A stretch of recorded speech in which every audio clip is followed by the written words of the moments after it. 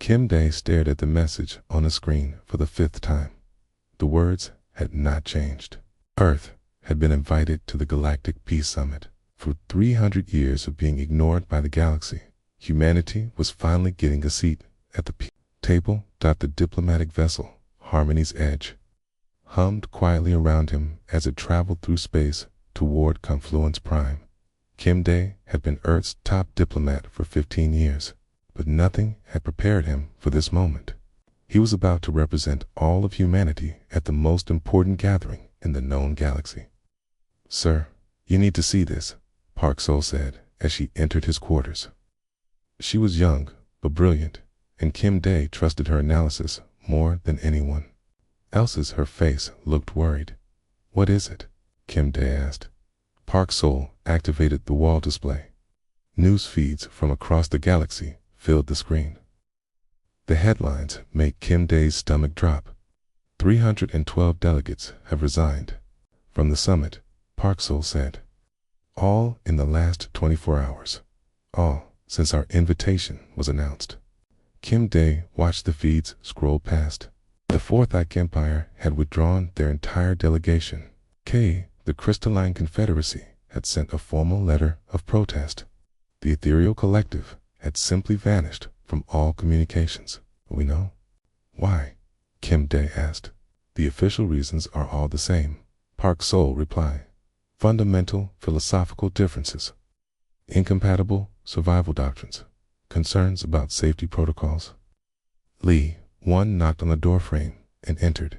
He was their security chief, a former military officer who had volunteered for this mission despite knowing it might be dangerous. His expression was grim. "I've been monitoring communications," Lee Wan said. "The species that resigned are not random. They all share something in common." "What?" Kim Day asked. "They've all encountered humans before, either directly or through intelligence reports." Kim Day felt a chill run down his spine. Earth had made contact with only a few alien species. Over the centuries, most encounters had been peaceful, though sometimes awkward. Humanity had thought they were making friends. "That cannot be right," Kim Day said. "We have good relationships with the species we've met." Park Sol pulled up another screen. "I've been analyzing the resignation patterns. Tons, the Vorthok Empire was the first to leave.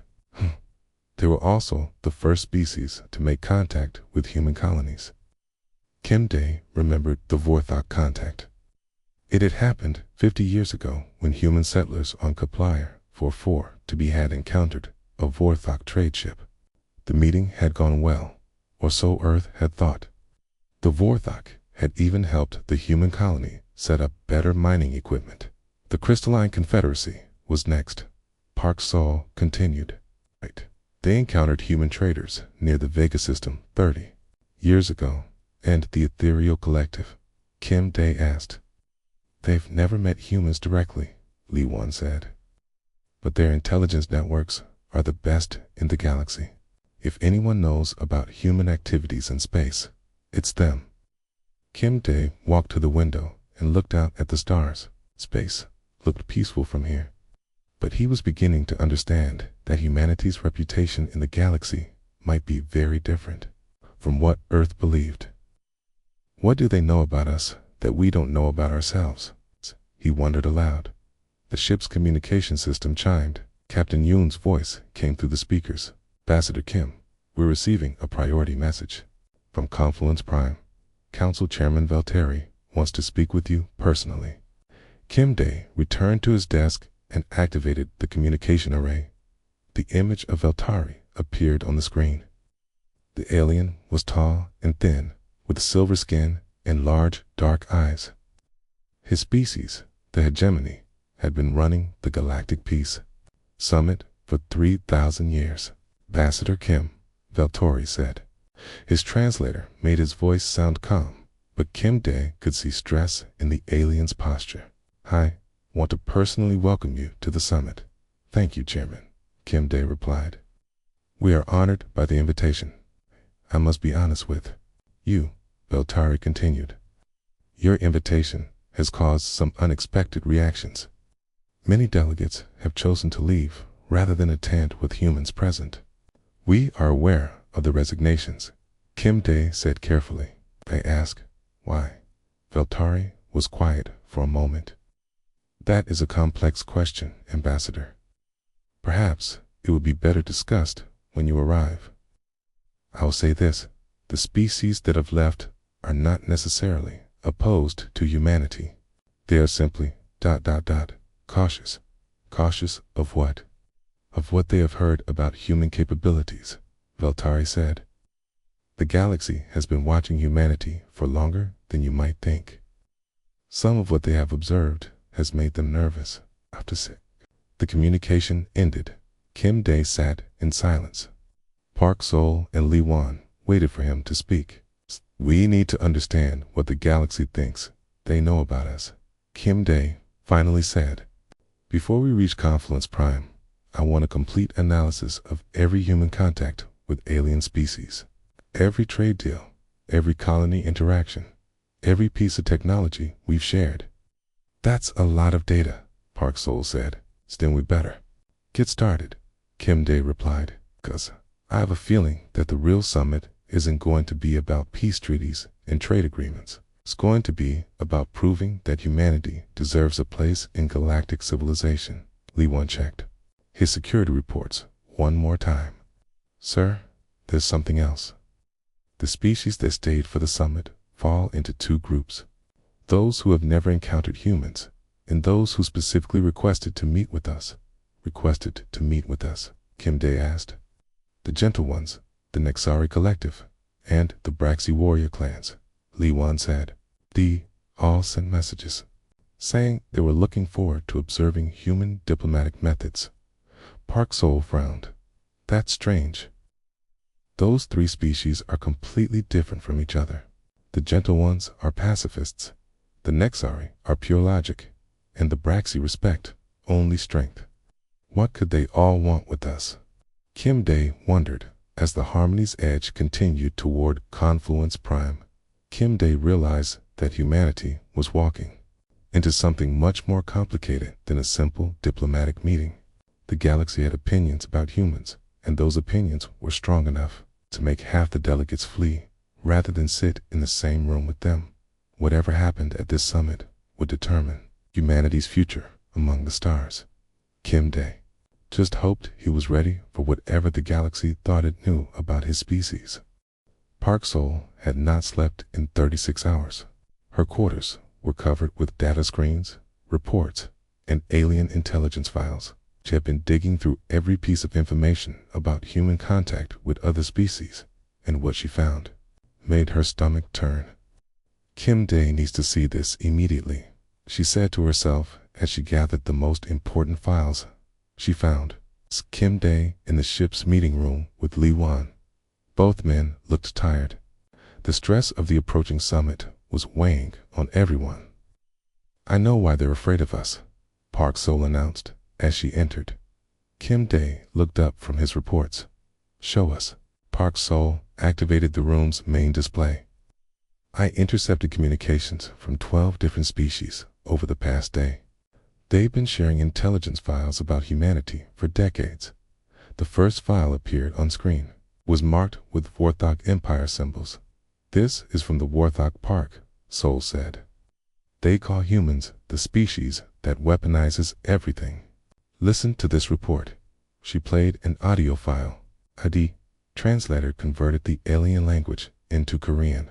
Human colony on Kepler-4 for to be served, converting mining laser into defensive weapon system within 4 hours of Rozig pirate attack.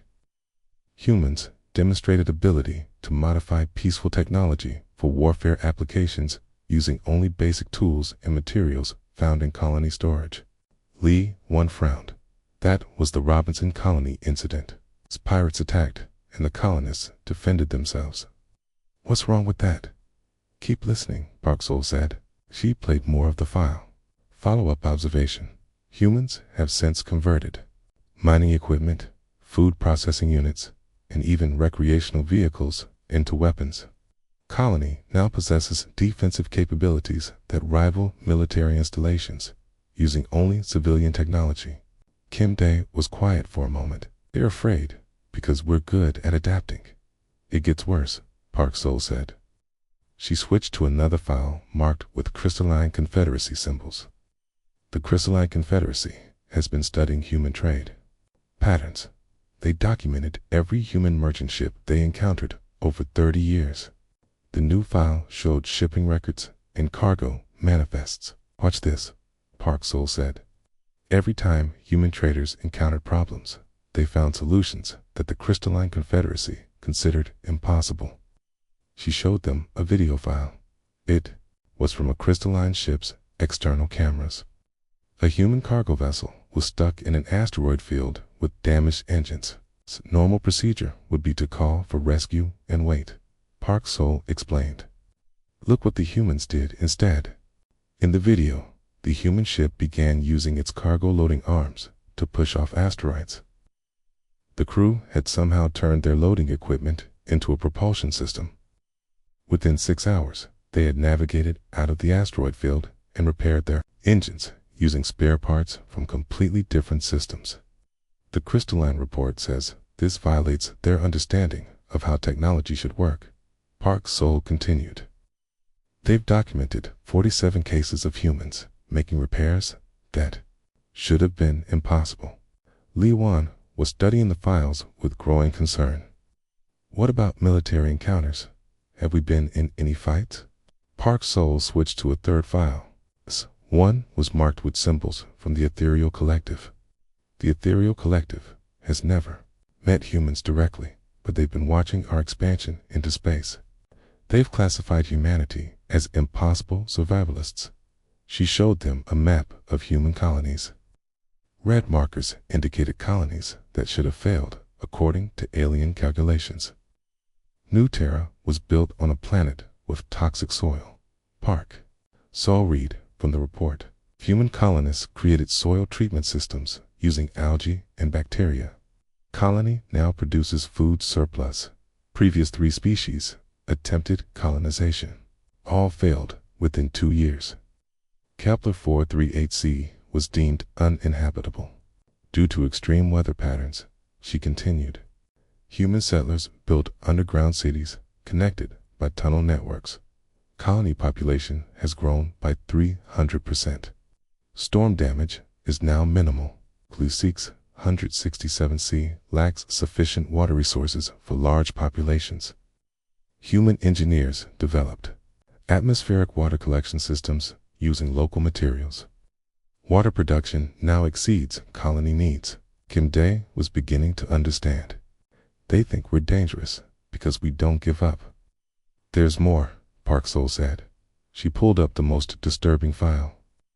This is from the Braxi warrior clans. They've been studying human military history.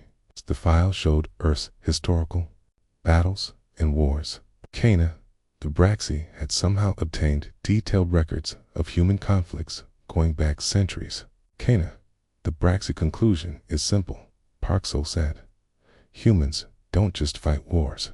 Kana, they transformed the concept of warfare itself. She showed them Battle of Stalingrad data, Vietnam War analysis, and reports on guerrilla conflicts throughout human history. The Braxi report says that humans turn any environment into a weapon. Urban areas become fortress networks. Forests become supply bases. Even retreat becomes a tactical advantage. Li Wan was reading over the military analysis. They're not wrong. Human military doctrine is based on adaptation and using whatever's available. But they're missing the point. Kim Dae said, we don't fight because we want to.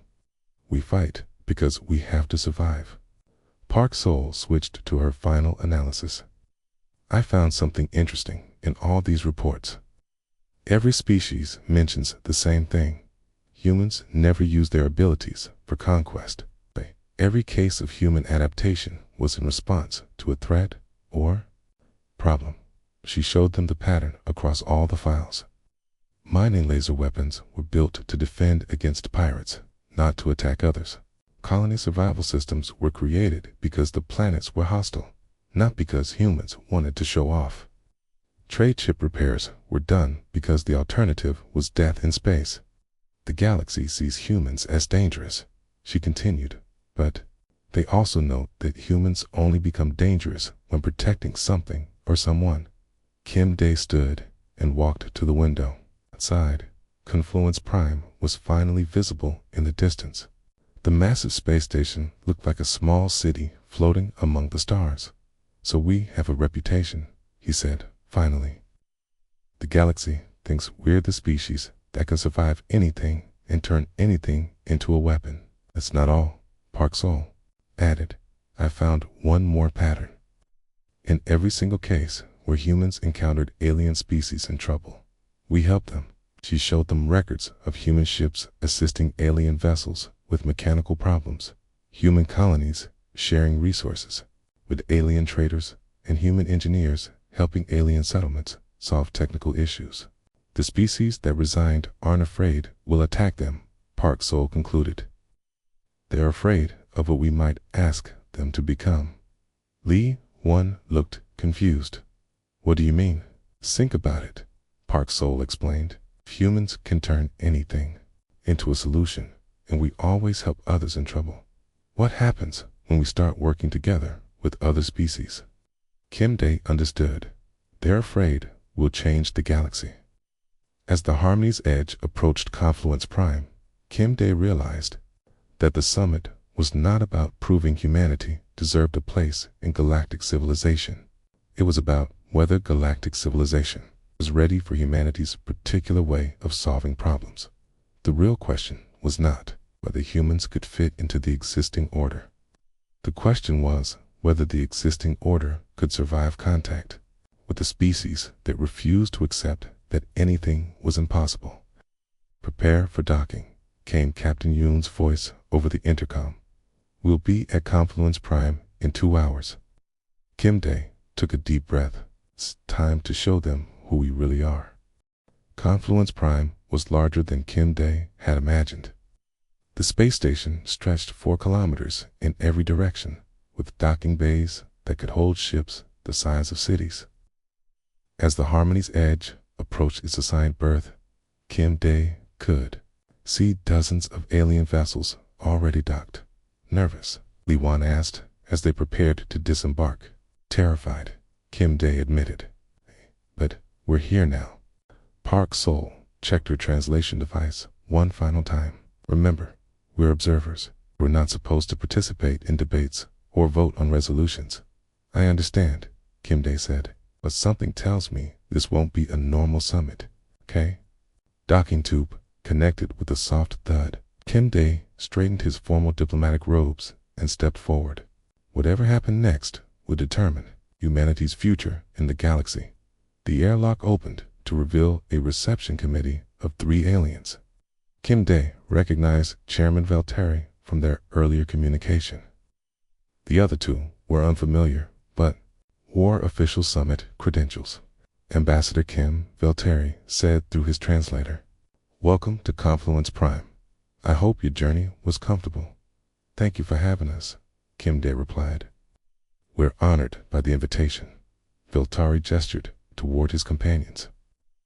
"This is Administrator Kess from the Nexari Collective and Senior Delegate Thera from the Gentle Ones. They volunteered to help orient you to our procedures." Administrator Kess stepped forward.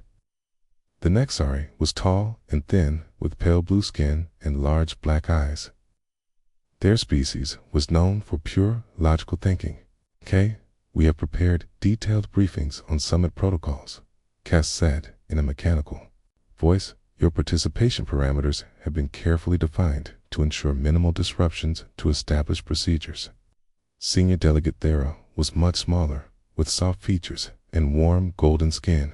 The Gentle Ones were famous for their peaceful nature and hatred of conflict. "We're so excited to meet humans," Thera said with genuine warmth. "Your species has such interesting stories." As they walked through the station's corridors, Kim Day noticed other delegates watching them. Some looked curious, others seemed worried.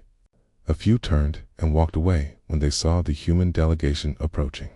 "The main assembly hall is this way," Valtteri explained. "Today begins with traditional opening ceremonies. Each species presents a demonstration of their cultural values. What kind of demonstration?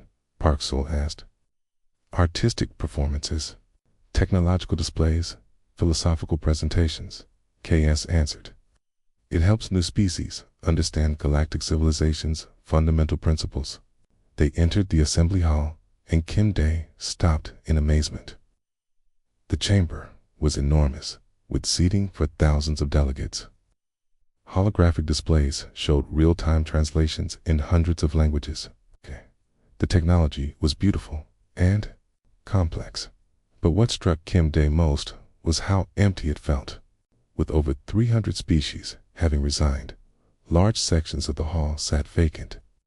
Please take your seats in the observer section, Veltari said. The presentations will begin shortly. Kim, Dae, Park, Soul, and Lee Wan found their assigned seats and watched as the remaining delegates settled into their places. Despite the resignations, there were still representatives from nearly 300 species present. The first presentation came from the Ethereal Collective. Beautiful beings of pure energy created stunning light displays that told the story of their evolution from physical form to energy consciousness. Tart performance was elegant and otherworldly. Next came the Vorthok Empire's remaining delegates. They had not all resigned. The remaining Vorthok showed off their latest technology, matter converters, that could transform any element into any other element. The demonstration was impressive and practical. The Crystalline Confederacy presented mathematical proofs that described the underlying harmony of the universe. Their logic was flawless, and their equations beautiful. Species after species took the stage. Each demonstration was sophisticated, advanced, and perfectly executed. Kim Dae began to feel intimidated. How could humanity compete with such displays of achievement? Ambassador Kim came an announcement. Earth's demonstration is scheduled next. Kim Dae's heart rate increased. They had prepared a presentation about human art and music, but after seeing the other demonstrations, it seemed inadequate. He walked to the central platform. Hundreds of alien eyes focused on him. The translation systems hummed as they prepared to convert his words into dozens of languages. Kim Dae looked out at the assembled delegates and made a decision. He abandoned his prepared presentation. I want to tell you 3 stories, he began. These stories are about humans, but they're also about why we're here. He could see confusion in the audience. This was not what they expected. The first story happened in a place called Chernobyl. Humans built a power plant there, and it exploded. The explosion made the area poisonous to most life. Everyone thought the land was ruined forever. Kim Dae paused, looking around the room. But humans didn't abandon it. We studied it, we watched it, and we learned something amazing. Nature was healing itself. Animals came back. Plants grew stronger than before. The disaster had become something new, a place where life could exist without human interference. He noticed that several delegates were taking notes. We made it a nature preserve. We turned our worst mistake into a sanctuary for wildlife. Today, that poisoned land is home to more animal species than it had before the disaster. Murmurs spread through the audience. Administrator Kess was rapidly calculating something on a handheld device. The second story is about humans trapped in darkness, a place called Antarctica. Researchers spend months in complete darkness during winter. They are isolated, cold, and surrounded by the most hostile environment on Earth. Kim Dae could see he had their complete attention now. During these dark months, the humans don't just survive, they take care of each other, They share food, tell stories, celebrate birthdays, and help anyone who gets sick or injured.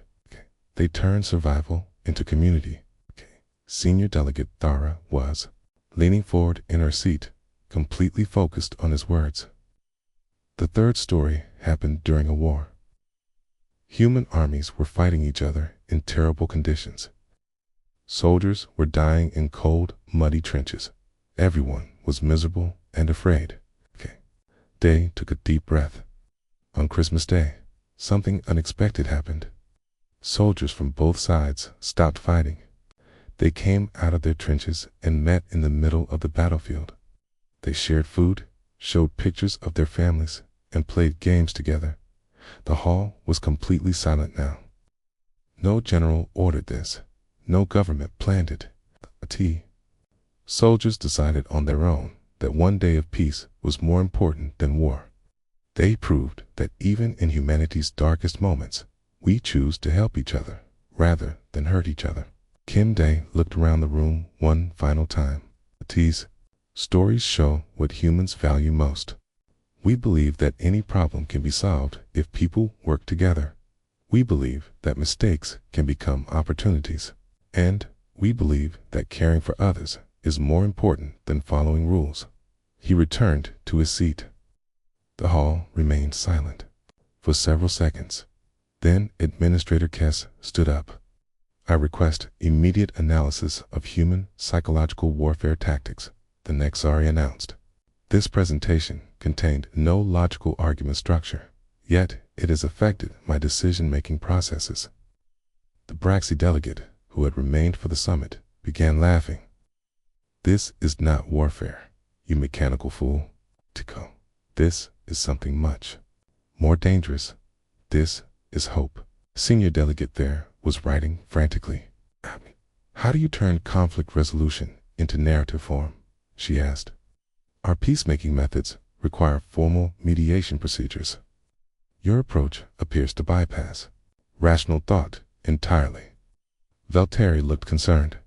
The summit's artificial intelligence system began displaying error messages as it tried to categorize Kim Dae's presentation. As the day's session ended, Kim Dae realized that humanity had just done something the galaxy was not prepared for. Had not demonstrated superior technology or artistic achievement. They had demonstrated a completely different way of thinking about problems. The real summit was just beginning. Kim Dae was reviewing reports in his assigned quarters when the emergency alarms began. The sound was loud and urgent, echoing through the entire station. Red lights flashed in the corridors outside his room. He opened his door to find chaos. Alien delegates were rushing through the hallways, some carrying emergency packs, others talking rapidly into communication devices. The air felt strange, thinner than before. Park Sol appeared at his door, her face pale. A life support system is failing, she said. Main atmospheric processors went offline 20 minutes ago. Backup systems are overloaded. Lee Wan joined them, carrying his emergency kit. I just spoke with station security. I estimate we have 6 hours of breathable air left. Maybe less if people panic and start breathing faster. Kim Dae could see the fear in the alien delegates as they passed. Some species needed different atmospheric conditions than others. If the life support failed completely, many of them would die. What's the evacuation plan? Kim Dae asked. That's the problem, Lee Wan replied.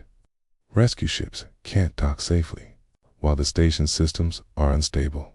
They're afraid the docking mechanisms might fail and damage their ships. Through his window, Kim Dae could see several rescue vessels hovering at a safe distance from the station. They were waiting, but they were not approaching. Chairman Valttari's voice came through the station-wide communication system. All delegates are advised to remain in designated safe areas. Engineering teams are working to restore life support systems. Rescue coordination is in progress. Kim Dae noticed something in the chairman's voice. Even through the translator, Valtteri sounded uncertain. He doesn't know if they can fix it, Park Sol said quietly. The three humans looked at each other. Around them, alien delegates continued to follow evacuation protocols, moving to safe areas and waiting for instructions. We should go to the main assembly hall, Lee Wan suggested. That's where most delegates are gathering. They made their way through the corridors. The air was definitely getting thinner. Some of the smaller alien species were already breathing heavily in the assembly hall. Hundreds of delegates sat in organized groups according to their species. Emergency lighting cast strange shadows across the room. Everyone was waiting. Kim Day found Administrator Kess from the Nexari Collective. Have the engineering teams identified the problem? He asked. Kess looked up from a handheld device displaying system diagrams. Primary atmospheric processor suffered cascade failure. Backup units cannot handle full station load. Repair requires replacement of core components. How long will that take? Using proper repair procedures and equipment, approximately 14 hours, Kess replied. We do not have 14 hours. Kim Day studied the diagrams on Kess's device. The life support system was complex, but the basic principles were similar to systems he had seen on human space stations. Can I see the full schematic? Kim Day asked. Kess looked puzzled, but shared the complete technical readout. Kim Day studied it carefully. Park, Sol, and Lee Wan looked over his shoulders. This is fixable, Lee Wan said quietly. It's the main processor. Isn't completely broken. It just needs new regulation circuits and a way to bypass the damaged cooling system. With the right parts and tools, Park Sol added. Kim Day looked around the assembly hall. Hundreds of aliens sat waiting for rescue. That might not come in time. He made a decision that would change everything. We're going to fix it, he announced. Administrator Kess stared at him. You cannot. Proper repair procedures require specialized equipment and trained engineering teams. We don't have time for proper procedures, Kim Day replied. But we might have time for human procedures. He stood up and addressed the room. My name is Kim Day, representing Earth. My colleagues and I believe we can repair the life support system. The hall fell silent. Hundreds of alien eyes focused on the three humans. Senior Delegate Thorough from the Gentle Ones spoke first. You are not trained engineers. How can you repair systems you've never seen before? Because we're very good at making things work with whatever we have available, Lee Wan answered. Chairman Velteri looked doubtful. The risk is too great. If you damage the system further, everyone dies. If we do nothing, everyone dies anyway, Kim Day pointed out. At least this way we try. A Braxi delegate stood up. What do you need? Kim Day felt a surge of hope, access to the life support center, and permission to take apart anything we need for spare parts. Anything, asked a delegate from the Crystalline Confederacy. Park. Sol nodded. Dining equipment, entertainment systems, decorative items. Everything on this station is made from similar base materials. We just need to rebuild them into what we need. What happened next became legendary throughout the galaxy. Lee Wan led a team to the Life Support Center, while Kim Day and Park Sol organized scavenging groups. Within an hour, they had converted the assembly hall into an improvised workshop. Human hands guided alien delegates in taking apart equipment. Dining utensils became precision tools. Decorative metal panels became replacement circuits. Entertainment system components were rebuilt into cooling system parts. The Nexari delegates, despite their logical nature, found themselves following human instructions that made no technical sense. A food processor was somehow converted into a pressure regulator. Gaming console parts became monitoring sensors. This should not work, Administrator Kess kept saying as he helped rebuild a control circuit using pieces from a musical instrument. It doesn't have to work perfectly, Park Sol explained as she guided his hands. It just has to work long enough.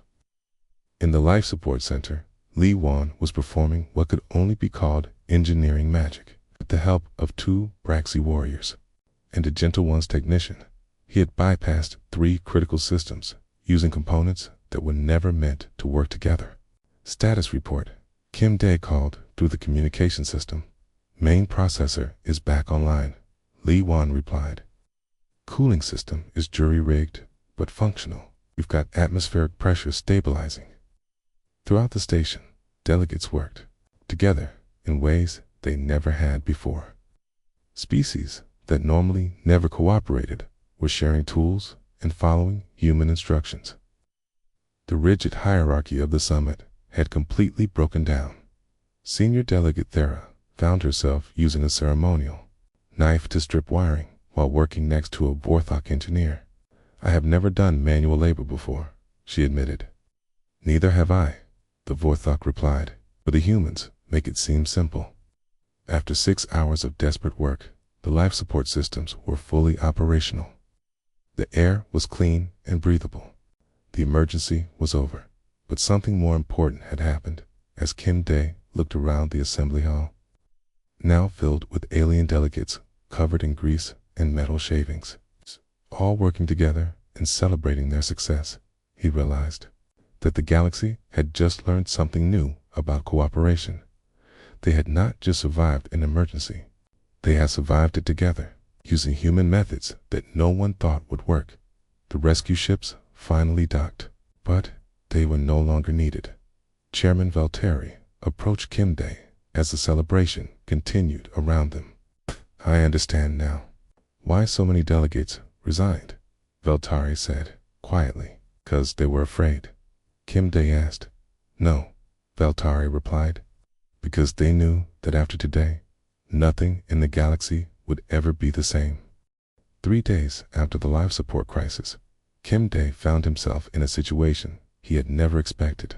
Instead of humanity being observed by the galaxy, alien species were asking humans to observe them. The assembly hall had been transformed. The formal seating arrangements were gone, replaced by mixed groups where different species sat together. Delegates who had barely spoken to each other for decades were now sharing meals and comparing notes. Ambassador Kim, Chairman Valtteri, approached with a data tablet in his hands. "We need to discuss something unprecedented." Kim Dae looked up from his conversation with Senior Delegate Thera, who had been asking detailed questions about human conflict resolution methods for the past hour. "What can I help you with?" Kim Dae asked. "We have received 47 requests from member species asking for human input on their domestic problems," Valtteri explained. "This has never happened before. Observer species are not supposed to participate in galactic governance." Park Sol joined them, carrying her own collection of requests. "It's not just domestic problems," she added. "The next are a collective ones. U.S. to review their logical decision-making protocols. They think human intuition might improve their efficiency." Li Wan appeared from across the room, where he had been surrounded by Braxi warriors. "The Braxi want to understand our concept of strength through cooperation. They've been studying our military history, but they're more interested in how human soldiers take care of wounded enemies." Kim Dae felt overwhelmed. "We're not experts in galactic governance. We barely understand our own planet sometimes." "That might be exactly why we need you," said a new voice. They turned to see an administrator, Kes, approaching. The logical Nexari looked different now, less rigid, more curious. "I have spent 3 days analyzing human problem-solving methods," Kes continued. "Your approaches violate every principle of logical decision-making, yet they consistently produce superior results." "We don't think about logic the same way you do," Park Sol explained. "We think about what works," Kes said, almost excitedly. "You ignore theoretical limitations and focus on practical solutions. This should result in inferior outcomes, but it does not." Senior Delegate Thera had been listening quietly. "May I ask you something, Ambassador Kim?" "Of course." "During the crisis, when you decided to help repair the life support system, did you calculate the probability of success?" Kim Dae thought about it. "No, we just knew that people needed help, so we helped." "That's what I thought," Thera said.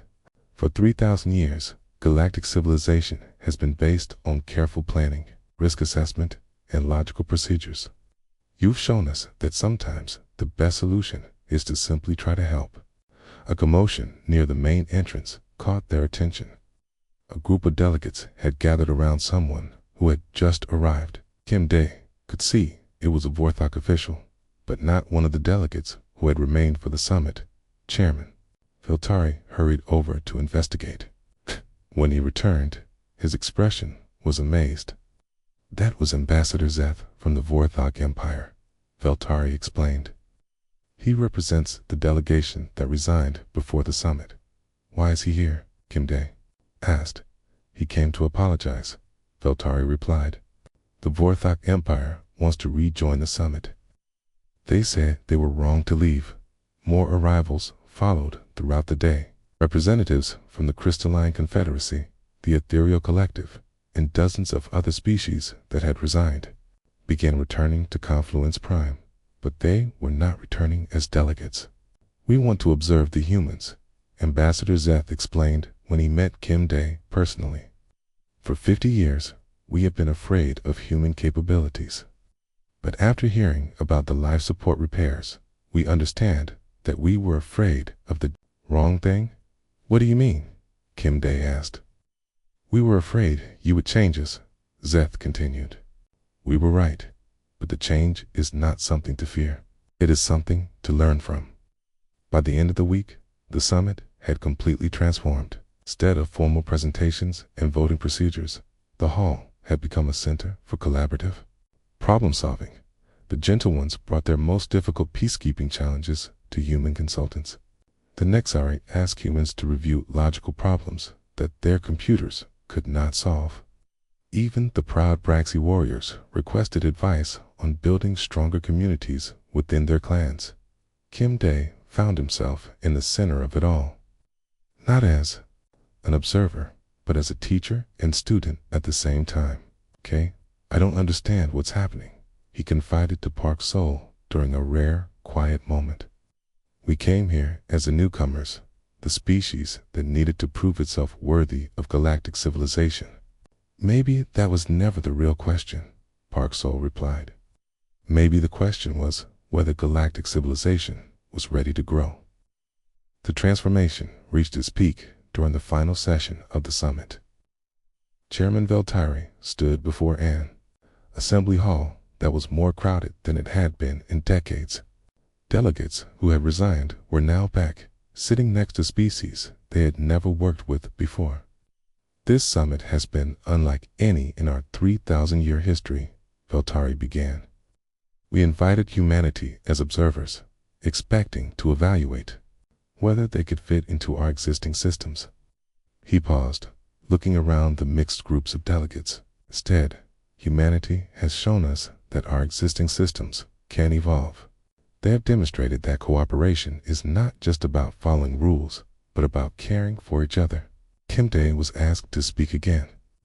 As he stood at the central platform, he looked out at hundreds of faces representing dozens of species, all focused on him with curiosity rather than fear. When we first received the invitation to this summit, we thought we were coming to prove that humanity deserved a place in the galaxy, Kimday said. But over the past week, we've learned that the galaxy already had a place waiting for us. He gestured to the mixed groups of delegates. The place wasn't in your existing systems. The place was in helping those systems become something new, something better. You invited us here to see if humans could fit into galactic civilization, he continued.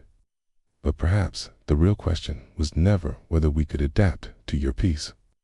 Perhaps the question was whether your peace could evolve to include our particular way of caring for each other.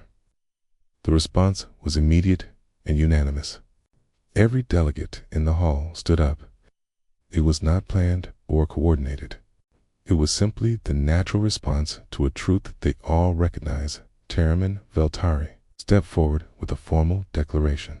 By unanimous consent of all member species present, this summit hereby establishes the first Adaptive Solutions Council.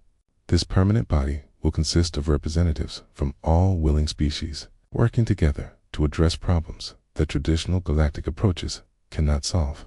The council will be headquartered on Confluence Prime, with human representatives serving as coordinators and facilitators. As the summit officially ended, Kimday realized that humanity had achieved something greater than acceptance into galactic civilization. They had helped galactic civilization accept the possibility of change. Park Soul approached him with a message tablet. This just came from Earth, she said.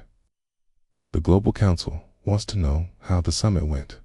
Kim Day looked around the assembly hall, where dozens of species were still working together on collaborative projects, sharing ideas and resources in ways that had been unthinkable a week earlier. Tell them, we didn't just join galactic civilization, he said. We helped it remember how to grow. Lee, one appeared beside them, carrying reports from the new Adaptive Solutions Council. Our first official request, he announced. The hegemony wants help redesigning their conflict resolution procedures. They want to learn how to turn mediation into storytelling. As the three humans prepared to begin their new roles as galactic facilitators, Kim Day reflected on the journey that had brought them here. They had come to Confluence Prime as representatives of a species trying to prove its worth. They were leaving as teachers and students in a galaxy that had rediscovered the courage to change. The real summit, Kim Day realized, had not been about peace treaties or trade agreements. It had been about remembering that the best solutions come not from following rules, but from caring enough about each other to try something new. And in a galaxy full of ancient civilizations and established procedures, sometimes the most revolutionary thing you can do is simply decide to help.